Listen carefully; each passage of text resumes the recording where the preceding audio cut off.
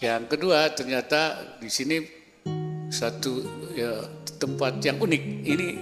Ini asli masih bangunan. Nah, ini Kiai Zaim ini membeli ini dari Cina, ya, dan tidak dibongkar. Ternyata beberapa tinggalan Cina sekarang menjadi rumah kiai.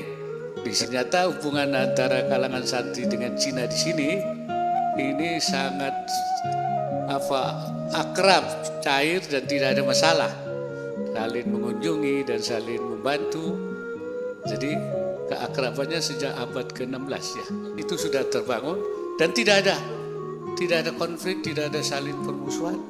Dan ini kita ingin masyarakat multikultural seperti ini yang toleran tinggi, ini kita ingin jadikan modal daripada membangun kesatuan dan keutuhan bangsa.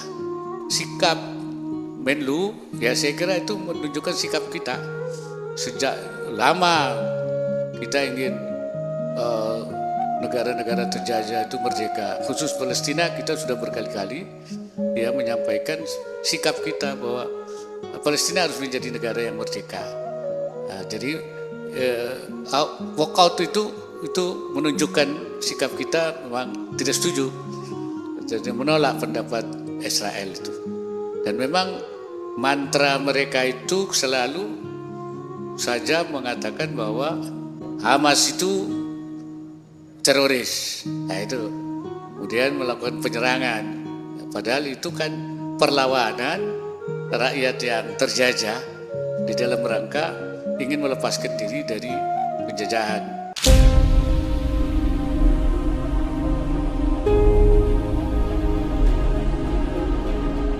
Assalamualaikum warahmatullahi wabarakatuh. Saudara sekalian, hari ini saya bersyukur hadir di Lasem ini, Pondok Kauman Lasem, pondok tua yang menghasilkan banyak ulama ya, yang kemudian menjadi pimpinan pesantren di mana-mana, dan tokoh utamanya yang kita hauli itu Romo Kiai Maksum, Syekh Maksum, yang ini seangkatan dengan Hadratus Syekh Hasyim Asy'ari, bahkan lebih tua beliau 1 tahun kalau tidak salah ya, dari Hadratus Syekh. Bersama-sama Hadratus Syekh mendirikan Nahdlatul Ulama. Jadi beliau adalah orang yang pimpinan pesantren tapi juga aktif dalam pembinaan umat, kemasyarakatan, kebangsaan dan kenegaraan sebagai tokoh ulama, dan saya kira perannya besar sekali. Itu dari ketokohan beliau sudah tidak diragukan lagi, angkatannya Mbah Hashim. Yang kedua, ternyata di sini satu ya, tempat yang unik. Ini asli masih bangunan. Nah, ini Kiai Zaim ini membeli ini dari Cina, ya, dan tidak dibongkar.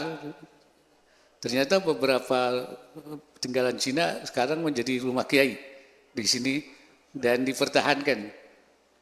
Ternyata hubungan antara kalangan santri dengan Cina di sini ini sangat akrab, cair dan tidak ada masalah. Saling mengunjungi dan saling membantu, dan mereka, beliau bilang semua mereka, dia membeli ini dipaksa oleh orang-orang Cina untuk pengen dibeli ketika dia mau misalnya pergi ke tempat lain atau, jadi keakrabannya sejak abad ke-16 ya, 16, 17 itu sudah terbangun dan tidak ada konflik, tidak ada saling permusuhan. Bahkan ada juga gadis-gadis Cina yang jadi istri kiai di sini. Saya kira itu uniknya. Dan ini kita ingin masyarakat multikultural seperti ini yang toleran tinggi, ini kita ingin jadikan modal daripada membangun kesatuan dan keutuhan bangsa. Termasuk mau pemilu ini Jadi supaya jangankan beda partai, beda pilihan capres, beda agama, beda etnis saja nggak ada masalah gitu kan. Saya pikir itu. Izin Pak, saya Nina. Cuma nanya satu aja Pak. Kan Bapak sudah meluncurkan program studi multikulturalisme di pondok ini di STAI Al Hidayat. Nah, kedepannya Bapak ingin mendorong hal serupa nggak di pondok-pondok lain untuk mendorong Islam wasatiyah, dan kalau memang pingin, apa sih yang akan dilakukan oleh Pak Wapres? Ya, tentu masing-masing daerah punya kultur sendiri ya. Nah, kita intinya keutuhan bangsa dengan berbagai etnis maupun agama kita dorong.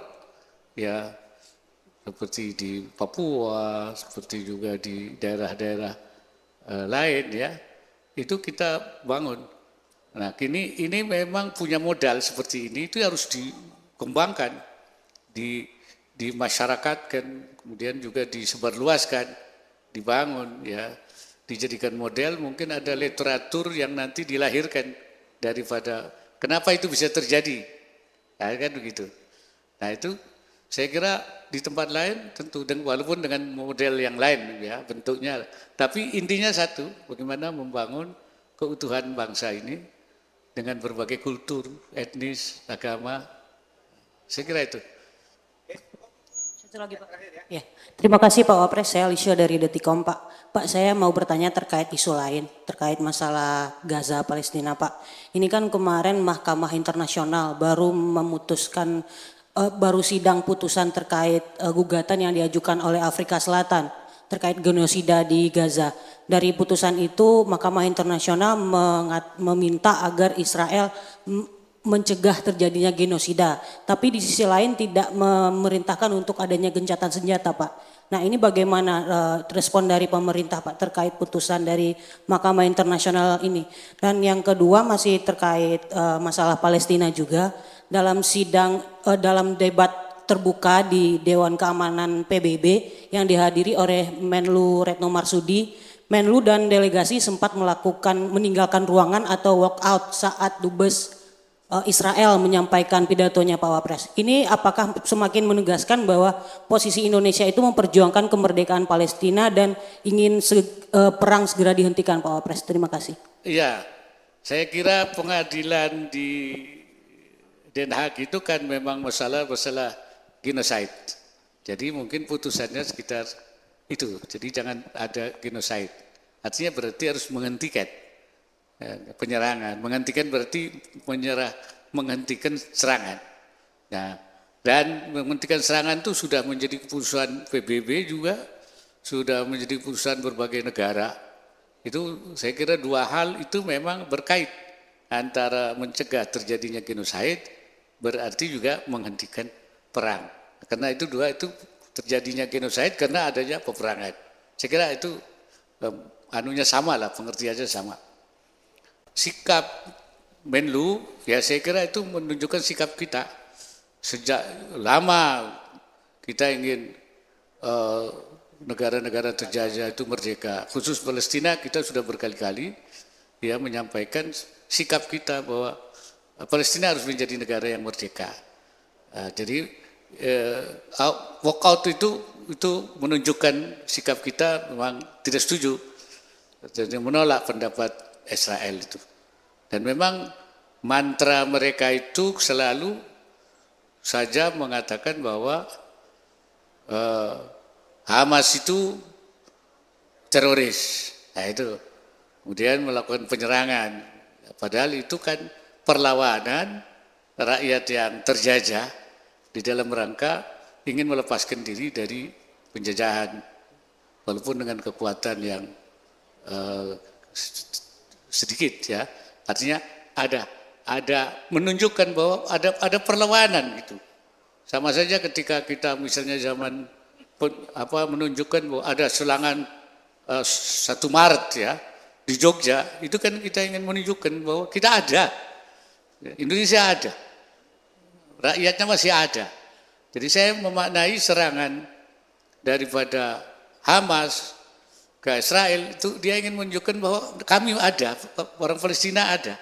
sehingga melakukan penyerangan, ingin memperoleh perhatian internasional. Ya, itu saya kira jelas. Jadi sikap kita memang dari awal dan tidak akan berhenti mendukung kemerdekaan Palestina. Saya kira itu.